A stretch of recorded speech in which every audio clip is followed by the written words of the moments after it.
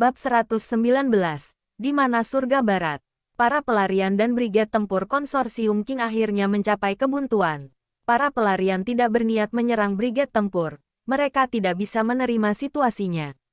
Semua orang awalnya berlari dengan antusias untuk mencari perlindungan dengan pasukan.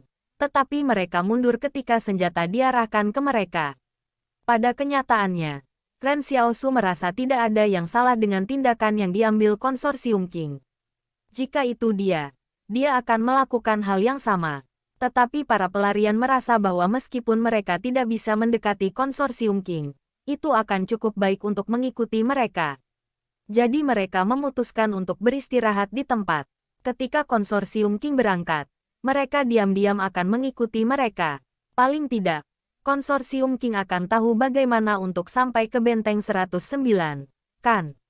Selain itu, sekarang karena tidak ada lagi ruang di kendaraan konsorsium Qing, mayoritas dari konsorsium Qing harus melakukan perjalanan dengan berjalan kaki. Dengan demikian, para pelarian tidak khawatir mereka akan diguncang oleh mereka.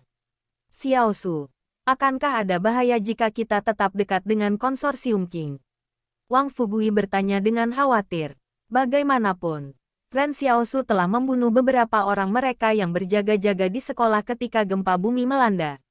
Ini harus baik-baik saja. Ren Xiaosu mencuri melirik konsorsium Qing.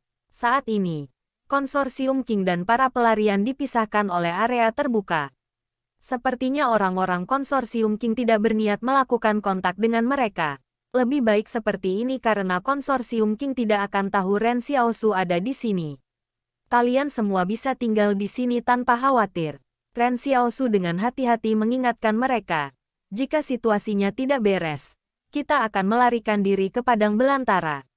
Berdasarkan situasi saat ini, lebih baik tetap bersama orang lain untuk saat ini. Saya sedikit khawatir serigala akan mencoba mengambil target yang rentan jika kita terpisah dari kelompok. Petik 2. Serigala tidak berani menyerang kelompok yang berjumlah beberapa ribu orang. Tetapi akan sulit untuk mengatakan apa yang akan mereka lakukan jika Ren Xiaosu dan rekan-rekannya keluar dari kelompok itu. Sebenarnya, Luolan tidak berpikir tentang menangkap Ren Xiaosu dengan cara apapun. Ketika King Zhen hendak memanggilnya di telepon satelit dan mengeluarkan penangkapan pada Ren Xiaosu, awan vulkanik itu terjadi untuk memblokir sinyal. Pada saat King Zhen mencapai tempat di mana ada sinyal, benteng 113 sudah dihancurkan. Dengan tergesa-gesa, Luolan tidak membawa telepon satelitnya sementara dia melarikan diri. Jadi mereka berdua tidak bisa saling menghubungi. Tentu, apapun yang kamu katakan. Wang Fugui mengangguk. Ren Xiaosu pergi untuk mengumpulkan kayu bakar seperti biasa untuk menyalakan api dan bahkan membawa Chen Wudi bersamanya. Bukannya dia ingin memerintah Chen Wudi, tetapi dia ingin menjaganya jika dia benar-benar punya motif lain untuk bergabung dengan kelompok mereka. Dalam kelompok mereka, hanya Ren Xiaosu yang bisa mengendalikan Chen Wudi. Jadi lebih baik menahannya di sisinya. Jelas sedikit melelahkan untuk terus berjaga-jaga terhadap seseorang. Tetapi Ren Xiaosu merasa tidak ada yang salah dengan ekstra hati-hati. Karena mereka masih memiliki perjalanan panjang ke depan, Ren Xiaosu akan menerima Chen Wudi jika dia kemudian terbukti tidak memiliki motif lain. Dalam perjalanan mereka untuk mengumpulkan kayu bakar, Ren Xiaosu mendapati bahwa para pelarian telah bertambah bijaksana. Mereka tahu akan sangat sulit untuk mencapai Stronghold 109 jika mereka tidak memiliki api unggun untuk menghangatkan diri. Karena itu, banyak orang pergi untuk mengumpulkan kayu bakar dan bahkan tanpa malu meminjam api orang lain untuk memulai sendiri. Pemandangan yang cukup spektakuler melihat beberapa ribu orang mengumpulkan kayu bakar bersama. Ren Xiaosu menyesali bahwa dia mungkin terlambat keluar untuk mengambil kayu bakar. Dia terutama tidak mengharapkan situasi seperti itu terjadi. Karena dia terlambat beberapa menit, Ren Xiaosu tidak dapat menemukan kayu bakar bahkan setelah berjalan-jalan untuk waktu yang lama. Di sebelahnya, Chen Wudi bertanya, "Tuan, tidakkah Anda mengatakan bahwa surga barat tepat di depan kita pagi ini? Mengapa kita belum sampai di sana bahkan setelah berjalan selama sehari?" Petik 2. Ren Xiaosu terdiam. Dia berpikir sejenak dan berkata, "Surga barat telah bergeser ke tempat lain." Chen Wudi berkata dengan sedih, Tuan, apakah Anda pikir saya bodoh? Ren Xiaosu menghela nafas mental. Bahkan orang bodoh pun tidak akan tertipu oleh jawaban seperti itu. Udi, Ren Xiaosu dengan sungguh-sungguh mencoba mengubah topik pembicaraan. Apakah Anda memiliki keinginan lain selain menemani saya untuk mendapatkan kitab suci Buddha di surga barat? Ren Xiaosu berpikir untuk mengobrol dengan Chen Wudi lebih lama. Setelah semua, bibir longgar menenggelamkan kapal. Selama pikiran Chen Wudi tidak murni, dia akan mengungkapkan sesuatu jika dia berbicara cukup. Tapi dia menyadari Chen Wudi bersikap canggung. Ya, aku punya keinginan lain. Apa itu? Tanya Ren Xiaosu. Saya mencari seorang gadis bernama Zixia. Chen Wudi berkata dengan nada serius. Saya memiliki dua hal yang harus saya selesaikan dalam reinkarnasi milik saya ini. Yang pertama adalah mengawal guru untuk mendapatkan tulisan suci. Dan yang lainnya adalah menemukan Zixia 1. Petik 2. Ren Xiaosu berbalik ke sisinya dan menatap kosong ke Chen Wudi. Versi Journey to the West mana yang Anda baca? Meskipun dia dengan hati-hati mengingat semua versi Journey to the West yang telah dia baca, dia tidak bisa mengingat seorang wanita bernama Zixia. Tiba-tiba, Jiang Wu datang berjalan dari arah yang berlawanan. Dia dan murid-muridnya membawa banyak kayu bakar di lengan mereka. Ketika Jiang Wu melihat Ren Xiaosu, matanya menyala. Kalian tidak harus mengumpulkan kayu bakar. Kami sudah membantu Anda mengumpulkan banyak. Petik 2. Kekuatan dalam angka. Seperti yang mereka katakan.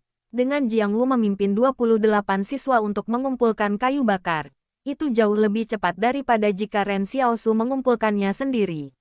Tidak hanya itu, Ren Xiaosu memperkirakan bahwa kayu bakar yang mereka bawa harus cukup untuk 4 atau 5 api unggun.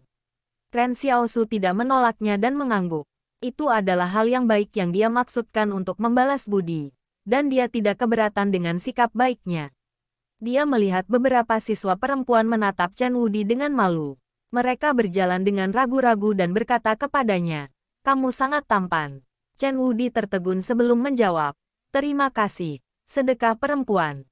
Kata-kata, sedekah wanita, seperti ember air dingin yang segera memadamkan segala pemikiran romantis yang dimiliki para remaja putri. Ren Xiaosu mengabaikan mereka saat dia berjalan ke depan. Dia berteriak ketika dia berjalan, "Ayo, ayo, aku telah menemukan beberapa hal baik." Terkadang, alam sangat murah hati dalam pemberian. Selama Anda memiliki sepasang mata yang mencari, Anda pasti tidak akan mati kelaparan. Saat Ren Xiaosu hendak berbalik, dia tiba-tiba melihat ada sesuatu yang tidak beres dengan rerumputan liar di depannya. Melihat lebih dekat, dia menyadari itu adalah ladang ubi jalar. Dia tidak tahu berapa lama ladang ubi jalar ini telah tumbuh di hutan belantara. Terlebih lagi, ini adalah musim ubi jalar yang paling enak. Ren Xiaosu berbalik dan berkata kepada Jiang Wu, "Untuk apa kau masih berdiri? Mintalah siswa Anda mulai menggali." Petik 2. Oh, oke. Jiang Wu bereaksi segera saat dia memberi isyarat kepada murid-muridnya untuk mulai menggali. Jujur, jika bukan karena Ren Xiaosu, dia tidak akan tahu ada begitu banyak ubi jalar yang tumbuh di bawah tanah. Mereka harus bergegas sebelum pelarian lainnya tahu. Kalau tidak akan ada banyak ubi jalar yang tersisa untuk mereka. Terlalu banyak pelarian. Saat Jiang Wu menggali kentang manis bersama murid-muridnya, dia terus-menerus mencuri pandang pada Ren Xiaosu. Pria muda ini selalu penuh kejutan, yang lambat laun menjadi semacam ketergantungan aneh baginya. Jiang Wu merasa bahwa selama mereka mengikuti Ren Xiaosu, mereka akan berhasil sampai ke benteng 109 hidup-hidup. Dalam 1 menit, semua pelarian lainnya bergegas setelah mereka mengetahui situasi di sini. Tidak ada yang berani bersaing dengan Ren Xiaosu untuk ubi jalar. Tetapi karena lapangannya sangat luas, masih ada banyak tempat lain untuk mereka gali. Ren Xiaosu tidak peduli dengan yang lain. Dia dan Chen Wudi menggali lebih dari 30 ubi sebelum akhirnya berhenti. Ubi jalar ini sangat besar, jadi mereka tidak perlu khawatir tentang persediaan mereka setidaknya untuk beberapa hari ke depan. Ketika dia bangkit dari tanah dan melihat sekelilingnya, dia terkejut melihat bahwa seluruh ladang ubi jalar telah hampir ditelanjangi oleh para pelarian. Bahkan segerombolan belalang tidak begitu menakutkan. Bab 120. Tahanan rumah. Sepertinya malam ini tidak akan sulit untuk dilalui. Beberapa ribu orang berkumpul di sekitar api unggun mereka untuk menghangatkan diri dan melemparkan kentang manis ke dalam api untuk dipanggang. Akhirnya, seluruh tempat perkemahan diliputi dengan aroma manis yang mempesona. Di malam hari, sepertinya lampu yang tak terhitung jumlahnya telah dinyalakan dalam gelap, dan gurun yang sepi itu berkelap-kelip dengan lampu kuning. Banyak orang menonton dengan penuh harap ketika kentang manis dipanggang di api unggun. Ubi jalar masing-masing sebesar botol minuman keras. Ketika Chen Wu dimakan 3 dari mereka dalam satu duduk, Ren Xiaosu terkejut. Dia tiba-tiba merasa bahwa Chen Wudi telah mengakui dia sebagai tuannya mungkin sehingga dia bisa mengemis semua makanannya. Saat Chen Wudi menyeka mulutnya, dia memandang orang-orang di sekitarnya. Ren Xiaosu, Wang Fugui, Yan Liu Yuan, Xiao Yu, dan Wang Dalong. Apa yang kamu lihat? Ren Xiaosu menatapnya. Tuan, tidakkah Anda berpikir bahwa kelompok kami masih kehilangan sesuatu? Tanya Chen Wudi. Ren Xiaosu tertegun sejenak. Apa yang kita lewatkan? Tatapan Chen Wudi terus bolak-balik antara Yan Liu Yuan dan Xiao Yu. Kita masih kehilangan kuda naga putih satu. Yan Liu Yuan dan Xiao Yu keduanya merasa sakit. Namun, Chen Wudi punya prinsip. Dia berkata, kalian berdua tidak harus menatapku seperti itu. Tak satu pun dari Anda adalah kuda naga putih. Saya tidak akan mengakui sembarang orang. Petik 2. Wang Fugui dan Wang Dalong merasa tidak nyaman lagi. Mungkinkah ini berarti mereka berdua benar-benar Pixie dan Friarsen? Ren Xiaosu tidak bisa berkata-kata dan sedikit melankolis. Kelompok mereka sudah cukup normal. Tetapi mengapa kelompok itu menjadi aneh setelah Chen Wudi bergabung dengan mereka? Tapi Ren Xiaosu lebih terkejut dengan kenyataan bahwa Chen Wudi memiliki sistem logika yang dipatuhi meskipun dia gila. Jadi mengapa dia mengakui Ren Xiaosu sebagai tuannya? Dia mengabaikan Chen Wudi saat dia diam-diam memperkirakan asupan makanan semua orang. Saat ini, ubi jalar yang mereka miliki seharusnya cukup untuk bertahan hidup selama 2 hari ke depan. Selain itu, makanan seperti ubi jalar mungkin tidak akan berubah menjadi buruk bahkan jika mereka disimpan melewati musim dingin. Namun, itu akan sedikit melelahkan untuk membawa mereka saat mereka mendorong menuju benteng 109. Lagi pula, ubi jalar agak berat. Mereka hanya berjarak sekitar 100 km dari Stronghold 109. Menghitung jarak rata-rata yang bisa ditempuh orang dalam 8 jam, itu sekitar 40 km sehari. Jika intensitasnya lebih tinggi, mungkin bisa berjalan 50 km. Namun, Wang Fugui, Wang Dalong, dan Xiao Yu mungkin tidak bisa menerimanya. Pada sore hari, Xiao Yu mengambil jarum jahit dan membantu Yan Liu Yuan melepuh lecet yang baru terbentuk di kakinya dengan menusuk mereka. Ketika Yan Liu Yuan diam-diam memperhatikan profil wajahnya, dia merasa sangat baik memiliki saudara perempuan seperti dia. Pada saat ini, lecet pada kaki pelarian telah meledak dan berkeropeng lagi dan lagi. Melarikan diri sejauh mungkin bukan hanya soal berapa kilometer mereka bisa bepergian dalam sehari. Oleh karena itu, Ren Xiaosu memperkirakan akan memakan waktu setidaknya 3 hari bagi mereka untuk sampai ke Stronghold 109. Mereka bahkan tidak perlu pergi mencari makanan lagi jika mereka menjatah ubi jalar mereka dengan benar. Tiba-tiba, Ren Xiaosu mendengar Jiang Wu berbicara dari jarak pendek di belakangnya. Semuanya, mari kita bertahan di sana sedikit lagi. Kami akan mencapai Stronghold 109 segera. Ingatlah untuk membawa ubi jalar yang kita gali pada sore hari. Meskipun mungkin melelahkan saat kita bepergian, itu lebih baik daripada kelaparan. Petik 2. Para siswa yang terlindung ini telah melewati tahap kerinduan dan kerentanan ketika mereka belajar bagaimana menjadi kuat. Seseorang tiba-tiba bertanya, "Guru, bisakah kita benar-benar sampai ke benteng dengan selamat?" "Pasti," Jiang Wu berkata. "Selama kita mengikuti pemuda itu, kita pasti akan sampai di sana." Pada saat ini, beberapa siswa mengedipkan mata dan mengangkat alis mereka ke arah Jiang Wu, menyuruhnya untuk melihat ke belakang. Jiang Wu kebetulan mengunci mata dengan Ren Xiaosu saat dia berbalik. Dia berseru dan dengan cepat berbalik. Pipinya bersinar sangat merah sehingga tampak seperti api unggun menerangi mereka. Jiang Wu merendahkan suaranya dan berbisik kepada murid-muridnya. "Mengapa kamu tidak memberitahuku sebelumnya?" "Haha, Para siswa tertawa dan berkata, "Guru malu." Ketika Ren Xiaosu menyaksikan ini terjadi, ia menyadari bahwa manusia mungkin adalah yang terbaik dalam menemukan kesenangan di tengah kesulitan di antara semua makhluk hidup. Jika mereka bisa melihat sedikit harapan, mereka ingin tetap hidup. Setelah beberapa saat, siswa Jiang Wu mulai bernyanyi dengan suara lembut dari apa yang terdengar seperti lagu-lagu halaman sekolah. Ren Xiaosu jatuh kesurupan ketika dia mendengarkan nyanyian mereka. Dia juga ingin tinggal di benteng yang bebas dari kekhawatiran sehingga dia bisa menikmati kehidupan yang nyaman. Tapi tentu saja, kehidupan di benteng mungkin tidak lagi senyaman itu. Di perkemahan King Konsortium yang agak jauh, Luolan bisa mencium aroma ubi bakar. Sambil memakan jatah tempur yang diambil dari kendaraan brigade tempur, dia menghela nafas. Orang-orang miskin ini benar-benar tahu bagaimana hidup. Di sampingnya, ajudan terpercaya Luolan bertanya, "Bos, apakah Anda pikir kakak Anda akan mengirim seseorang untuk menyelamatkan Anda?" "Aku tidak tahu." Luolan sedih. "Aku malah khawatir tentang dia.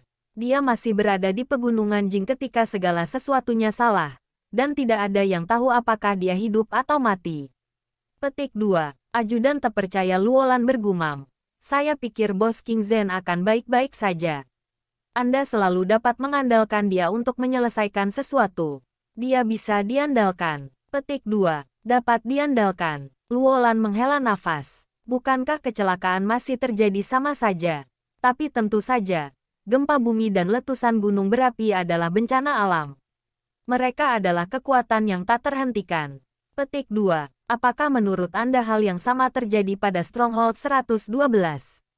Tanya ajudannya yang terpercaya. Lagi pula, jarak kedua benteng dari pegunungan Jing hampir sama. Jika pihak kita tidak tahan terhadap kehancuran gempa bumi, itu harus sama di pihak mereka juga. Petik 2. Itu benar. Luolan berpikir sejenak dan berkata, "Aku khawatir Stronghold 112 mungkin akan runtuh juga. Dengan konsorsium King yang tiba-tiba kehilangan 2 benteng, King Zhen mungkin akan dihukum berat oleh konsorsium." Petik 2. "Tapi itu bukan salah kita juga." Pembantu kepercayaannya berkata dengan lembut. "Itu akan tetap runtuh tidak peduli siapa yang bertanggung jawab. King Zhen memiliki terlalu banyak musuh dalam konsorsium itu sendiri." Luolan berkata. "Selanjutnya, dia baru-baru ini membunuh banyak anggota konsorsium lainnya. Konsorsium mungkin khawatir itu akan menjadi terlalu sulit untuk membuatnya tetap dicek, jadi mereka mungkin juga mengeringkannya. Namun, itu semua bersifat sementara karena konsorsium King masih membutuhkannya untuk melakukan pekerjaan mereka. Memang, yang lain tidak bisa tampil sebaik King Zhen, bukan? Mereka tidak kejam seperti dia." Petik 2. Pada saat ini, King Zhen masih trekking di jalan setapak di pegunungan Jing. Wajahnya telah menghitam oleh jelaga yang menyembur keluar dari erupsi, memunculkan bayangannya di selokan. Di sebelah King Zhen, Sumen berkata sambil memegang telepon satelit, "Bos, Dewan ingin berbicara dengan Anda." Pada saat ini, mereka telah berjalan keluar dari sampul awan abu vulkanik, dan sinyal telepon satelit telah dikembalikan normal. "Katakan pada mereka aku tidak punya waktu luang," kata King Zhen, terdengar kesal. Sumen merasa bertentangan tetapi masih menyampaikan pesan persis seperti yang dikatakan. Setelah beberapa detik, dia memandang King Zhen. "Mereka memintamu untuk segera pergi ke Stronghold 111 untuk diselidiki begitu kita keluar dari pegunungan Jing. Tanpa izin mereka, Anda tidak akan meninggalkan Benteng 111. Benteng 112 dan Benteng 113 telah dihancurkan." Petik 2. "Katakan pada mereka aku mengerti," kata King Zhen, "tidak peduli." Sumen menutup telepon setelah menjawab panggilan pihak lain, lalu berkata kepada King Zhen, "Apakah mereka berencana untuk menempatkanmu di bawah tahanan rumah?" "Sudah lama sejak kita pergi ke Stronghold 111. King Zhen berkata, "Sebut Lu Yuan Stronghold 109 dan minta dia mengirim seseorang untuk mencari Luolan." Sumen ragu-ragu dan berkata, "Sebagai pengawas benteng, Lu Yuan mungkin tidak memiliki wewenang untuk melakukan banyak hal di benteng yang dikendalikan oleh konsorsium Li. Dia seharusnya masih memiliki wewenang dalam hal mengerahkan beberapa pasukan pribadi. Karena Stronghold 109 adalah yang paling dekat dengan Stronghold 113, Luolan pasti akan melarikan diri ke sisi Lu Yuan jika tidak ada yang terjadi padanya. King Zhen menatap langit abu-abu di belakangnya dan berkata, katakan padanya bahwa jika dia tidak dapat menemukan Luolan, kematian menantinya. Petik 2. Su Men tiba-tiba merasa bahwa King Zhen tidak tampak seperti seseorang yang akan ditempatkan di bawah tahanan rumah dan diselidiki oleh konsorsium. Selain itu, hubungan antara King Zhen dan Luolan terasa jauh lebih baik daripada apa yang dikatakan rumor.